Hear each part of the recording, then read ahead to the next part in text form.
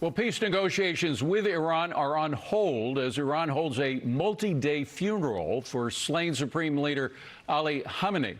Listen to what President Trump had to say about negotiations earlier this morning. Roll it. Look, we're going to win one way or the other.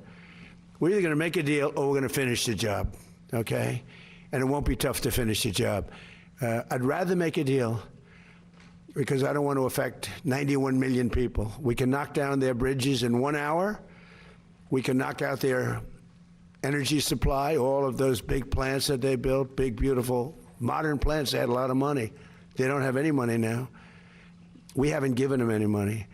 But we can knock out their electricity and power generating plants in, I would say, a small part of an afternoon. Every plant will be gone. And they know that. Retired four-star General Jack Keane joins me now. General, always a pleasure to see you. Is it time to finish the job, General? Well, I don't think we're at that point yet. We're in a major diplomatic phase, expected to go 60 days. David, likely given the Ukrainians' objective to delay negotiations and how successful they usually are at that, it may, in fact, go beyond 60 days. But at the end of the day, I don't buy the fact that the Ukrainians are going to submit and concede all of the concessions that President Trump wants. I mean, everything dealing with the nuclear enterprise does not exist, nor the capability to recover it. And number two, restriction on ballistic missiles and no support for proxies. Those are the three major objectives that he was attempting to achieve militarily and now diplomatically. And I know people believe the Ukrainians, the Iranians seem to be willing to make this kind of a deal. But they're the negotiators. They're not the decision makers. And I think how Ukraine is behaving right now is more of an indicator of where they really are. And what am I talking about? Well, they're still trying to control the Straits of Hormuz. The only deal that we agreed to in the MOU was open the Straits of Hormuz from your perspective, Iran. We will remove the nuclear blockade. We remove the nuclear blockade. And what is Iran still doing?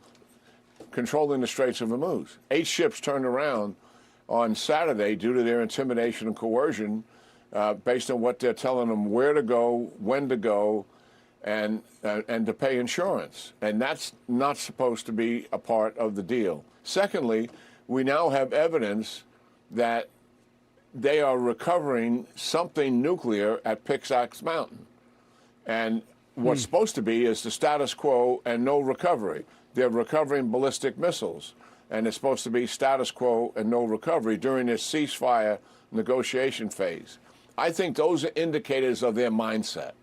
And I would like it to be something else, but I don't think, while the people in the regime have changed, David, I don't think the ideology, the commitment to the Iranian objectives, dominate and control the region, drive the United States out of the region because of its influence, and eventually destroy the state of Israel. I think those goals are right there. The crowd that we're seeing on television is an indicator of that. Death to America, death to Israel, death to Trump, death to Netanyahu. That is reflective of who they really are. Now, if it is time, if they don't straighten up and if they don't allow every vehicle, every tanker that wants to get through the Strait of Hormuz, and we decide it's time to finish the job, aren't we better prepared now to finish the job? Don't we have more intel? Isn't our military might better equipped now than it was a couple of months ago? So, in fact, they are not only making the wrong decision in terms of reneging on their promises, but we are in a much better position to finish the job. Yeah, we had about 2 weeks to go. 25% of the targets were still there. We would have been able to finish it. We do have more capability that has moved into the region. The Israelis' magazine depth has been replenished. But here's the other thing, and this is very notable, is during these 8, now 10-plus weeks of the ceasefire, that began all the way back in the first week in April, the truth is we've been monitoring everything they're doing. So when they're recovering the ballistic missile sites, and opening them up and taking the launchers and the missiles out, what are we doing? We're tracking. We're tracking what they are doing on the ground because we have that kind of surveillance sophistication. Right. So our intelligence will be very pristine, and we return to military operation. We are quickly going to take down a lot of their capability to retaliate against the Gulf oil infrastructure, against U.S. bases, and certainly against Israel. Yes, we are much better prepared now. General, before you go, I want to ask about Ukraine. President Trump called both Vladimir Putin and Zelenskyy actually, it was on July 4th, as if he didn't have enough to do. He spent 90 minutes, apparently, with a phone call. Listen to what Brett Sandler had to say about the current state of the war earlier in the program. Roll tape. It's no secret the last few months, the Russians have been taking significant losses on the battlefield as the Ukrainians have changed their tactics.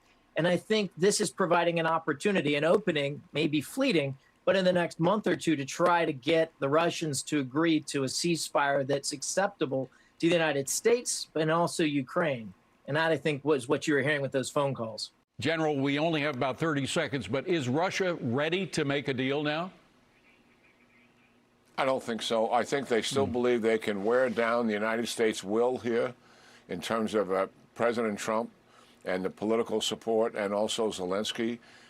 I know for a fact that Putin gets false information from his generals in maps and AI-driven videos to convince him that they're doing much better than what they are. It is indeed a fact that he cannot replace the casualties now for the first time in the 5 years of the war. In other words, he doesn't have the sufficient replacements to replace all those casualties.